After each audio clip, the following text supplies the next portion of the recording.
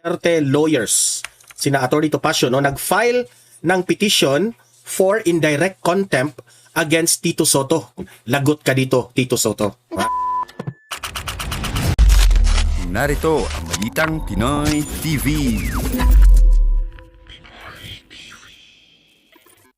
Usapan natin una itong mga pro-Duterte lawyers, sina Atty. Topacio, no, nag-file ng petition for indirect contempt against Tito Sotto. Kung maalala po natin, nagkomentaryo itong si Tito Sotto sa desisyon ng Supreme Court patungkol po doon sa pagbasura ng Supreme Court dito sa impeachment complaint laban kay BP Sara. Okay? Kung ano-anong mga sinasabi ni Tito Sotto doon, di ba? O ngayon, tama itong ginawa ng mga pro-Duterte lawyers, no? Na nag-file sila ng petition for indirect contempt. Ayan, lagot ka dito, Tito Sotto. Ha? Ito pa. Attorney Rowena Guanzon, no? Ay nag-suggest na si Robin Padilla na lang ang mag-vice president kung tatakbong presidente itong si VP Sara. Ayan, palakpakan. Si Marcoleta, magaling yan sa Senado. Mananatili yan sa Senado kasi bagay naman ni Marcoleta sa Senado, no? Inanalyze ko yan.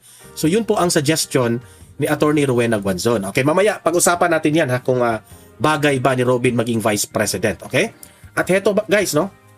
Grabe na talaga itong mukha yatang napaghalataan na itong mga ICC. Talagang wala na talagang ginawang maganda itong ICC kasi halatang halata na sila na namumulitika. Nakikialam na sila sa politika ng Pilipinas. At duda ako rito, ito talagang ICC. Tama tayo sa mga analysis natin na mukha yatang merong nagbabayad sa ICC. Merong nagbabayad sa ICC. Kasi alam nila na ang mga Duterte ay sobrang lakas po sa Pilipinas. At alam nilang mananalo yan sa 2028. Alam mo ba kung anong ginawa ng ICC? Dinamay na nila itong si Senator Bato at si Senator Go dyan sa kaso ng tinatawag nilang war against yung crime against humanity. Mamaya babasahin natin itong update na balita nito, ha, kasi ito po ay nakakalungkot na balita, no? At wala na talagang silbi itong administrasyon natin, no? Itong administrasyong Marcos, kasi hinahayaan na lang nila yung mga bagay para bang kasi mga kalaban sila ng administrasyon, wala, hindi na nila ipinaglaban ang sarili nating tauhan sa Pilipinas. Kahit government official pa yan, ha? How much more kung tayong ordinaryong mamamayan ang kunin ng ICC, wala na, baliwala na ng administrasyon. Okay? Mamaya pag-usapan natin yan, ha, kasi importante yan na matalakay natin kasi awareness sa ating lahat na itong administrasyon na ito ay isang bayaran. Isang pera-pera lang. Okay? So, yun po ang mga pag-uusapan natin ngayong araw na ito. Pero guys, bago ang lahat, bago natin ito pag-uusapan, help me po na i-like muna, ha, at i-share itong video na ito para guys kakalat ito sa taong bayan. Okay, sabay-sabay nating i-like muna at i-share itong video natin, Facebook at YouTube. 1, 2, 3, go! Okay, like and share para maraming makalam. And also guys, paki-subscribe at paki-follow ito para lagi kayong updated sa mga balita na kagaya nito at ma-notify ang inyong mga cellphones kung meron tayong breaking news. Okay? So, kagaya nito, breaking news ito. So, sabay-sabay nating i-follow, i-subscribe, Facebook at YouTube. Ready? Follow, subscribe. 1, 2, 3, go! Ayan, thank you very much. So, ayan, subscribe. Okay? Ito, unahin muna natin ito. Ay, nako. Ito. Yan. Ito yung lumabas na unang pasabog na balita kanina. Una itong binalita ng Batas PH.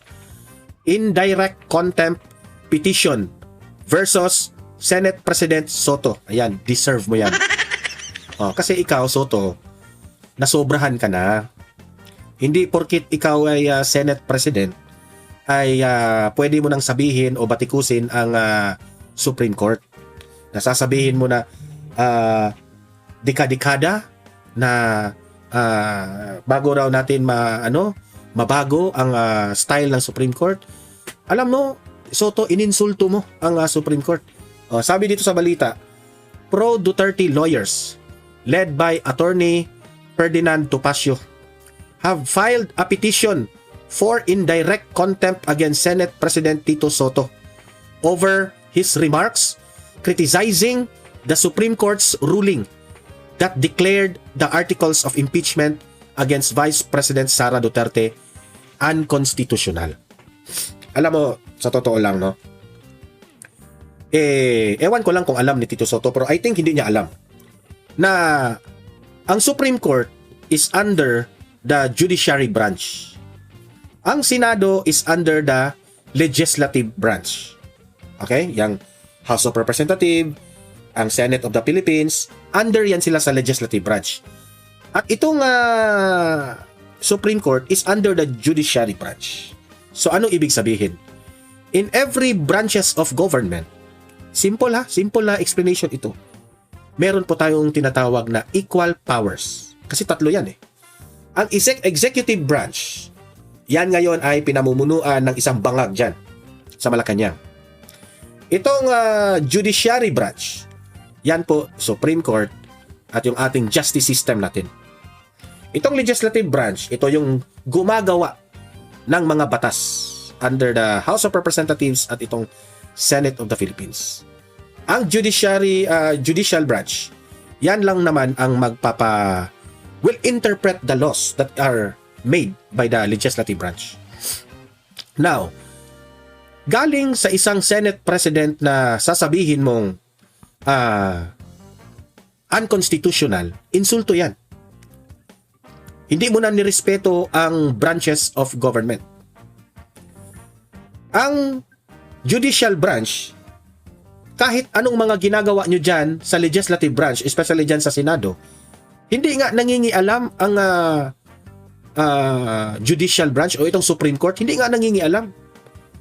Pero ikaw, Soto, kung ano-anong mga sinasabi mo tungkol sa Supreme Court. Okay, so tama lang naman. I hope na itong final na petition, itong indirect contempt against Senate President Soto, I hope na magtatagumpay ito. Deserve mo ito, Soto. Yabang mo kasi. Oo. Sila, gagawin nila ang lahat talaga para ma-impeach si VP Sara para sa kanilang political gain. Kasi alam nila kapag si VP Sara na ang maging presidente ng Pilipinas, lahat ng mga kalaban ni VP Sara sa bansang ito, wala na yung future sa politika. So, pag-pray na lang natin yan. Itong ginagawa nila ni Attorney Topacio. Okay? Ayan, kasama pa si Cathy Binag dyan eh. Di ba? Ayan, lagot ka na, Soto. Good luck sa'yo. Deserve mo ito. Ito, pag-usapan din natin ito. Yan. Ito. Binalita ito ng Nightline News. Kasi nabanggit po ito ni Attorney Rowena Guanzon. Sara Duterte, Robin Padilla tandem. Ayan. Kasi sabi dito, sabi ni Attorney Rowena Guanzon, kung ayaw na mag-senador itong si Robin Padilla, mag-vice president na lang siya kay VP Sara. Para sa akin, okay. Kasi ang isang vice president po, hindi po kailangan na lawyer talaga. Basta may, si Robin Padilla, hindi naman ito magaling sa batas. Pero, meron itong mga tauhan na nakapalibot sa kanya na mga lawyers na nag-a-advise sa kanya. Pero at the end of the day, desisyon pa rin ni Robin Padilla. Para sa akin, sang-ayon ako dito sa panawagan ni Attorney Rowena Guanzon. Kasi hindi naman kailangan magaling ka sa batas when you are Vice President of the Philippines. Basta't may common sense ka lang. Pasok na pasok ka. Ako, it's either, hindi ako conforme kung si Marcoleta siguro yung Vice President kasi nasasayang yung kaalaman ni Marcoleta sa batas natin, no? Kasi grabe ang lawak ng kaalaman ni Senator Marcoleta. No? Ang gusto ko lang kay Marcoleta, kapag matapos ng sigurong ma-presidente itong si VP Sara, siya yung sunod. Pero kung ma-vice president, parang hindi bagay ni Marcoleta kasi yung vice president naman ay, alam niyo naman, parang, naghihintay lang yan. Mas bagay si Marcoleta sa Senado kasi ang lawak ng kaalaman niya sa batas. Okay? Kung ayaw na mag-senador ni Robin Padilla, mag-vice president na lang siya kay VP Sara. Yan ang sabi ni Atty. Rowena Guanzon. Tila hinikayat ni dating COMELEC Commissioner Attorney Rowena Guanzon si Senator Robin Padilla na maging running mate na lamang ni Vice President Sara Duterte sa darating na 2028 elections kung ayaw na nitong tumakbong bilang senador. Kung maalala po natin, nabanggit yan ni Robin Padilla na pagod na siya sa bangayan, debate, away dyan sa Senado. Wala talagang magandang unity. Tulad na lang ng Blue Ribbon Committee ay hinihintayan ni Robin Padilla na merong mapanagot sa may mga kasalanan, mga mastermind sa flood control anomaly. Pero ano nangyari? Yung iba dyan, parang pinagtakpan pa nila yung mga mastermind. Si Marcoleta na papunta na sana doon. Nabanggit na yung mga pangalan na dapat nating mabuking. Anong nangyari? Nagkudita. Pinalitan si Chis Escudero. Pinalitan si Marcoleta. Ayan. Diba? Example lang yun. Bakit napagod na itong si Robin Padilla? Kasi, kung si Robin Padilla tumakbo siyang senador para makatulong sa bansa natin sa Pilipinas na makagawa ng mga batas para uunlad ang Pilipinas. Kung ganito lang ang nangyayari, na hindi niya makokontrol itong mga pamumulitika ng Senado, he might as well, useless na yung pagka-senador ko. Parang sinabi ni Robin Padilla ganyan. Useless na yung pagiging senador natin. Gawa tayo ng gawa ng batas. Hindi naman tayo susuportahan ng ibang mga senador kasi meron rin silang sarili nilang political motive. Diba? Sa kanyang Facebook post, sinabi ni Guanzon kung ayaw na mag-senador ni Robin Padilla dahil araw-araw nagbabangayan sa Senado, mag-vice president na lamang siya kay VP Sara. Pwede. Pwede. Dagdag pa niya, pabor umano kay VP Sara ang Visayas at Mindanao, habang malakas naman ang hatak ni Robin Padilla sa Mindanao at Luzon. Actually, sa Luzon, malakas rin si VP Sara Kasi lagi naman akong pabalik-balik dyan sa Maynila. At tinatanong ko lahat ng mga tao dyan sa Maynila, maka-Duterte lahat. Sasabihin ng mga all walks of life na tinatanong ko, yung mga grab driver, yung mga sales lady, yung mga gwardya, tinatanong ko in random lang sasabihin nila, mabuti yung panahon ni Duterte, sir. Matino talaga tayo lahat. Sana napagpatuloy yun. Paano? Bangag na yung presidente ngayon. Balik na naman tayo sa una. Yan ang mga sinasabi So, I don't think na mahina ang mga Duterte sa Luzon. Malakas pa rin ang mga Duterte sa Luzon. Kasi kung maalala po ninyo, nung bumisita po itong si Vice President Inday Sara Duterte sa lugar po ni Isko Moreno, remember? Nung panahon ng eleksyon, gaano kasaya, gaano ka ingay nung dumating po si VP Sara sa lugar po ni Mayor Isko Moreno.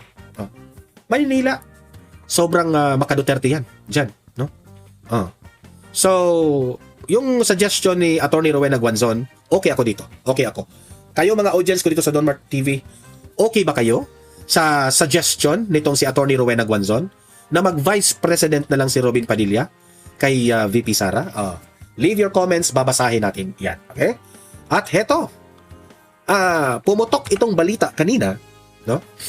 Binalita ito ng The Manila Times na ICC names De La Rosa, Go, meaning si Bongo, as co-perpetrators in new Duterte charge sheet. Ayan. Dinamay na nila si Bato at si Go. Diba? Ang garapal rin. Manila, Philippines.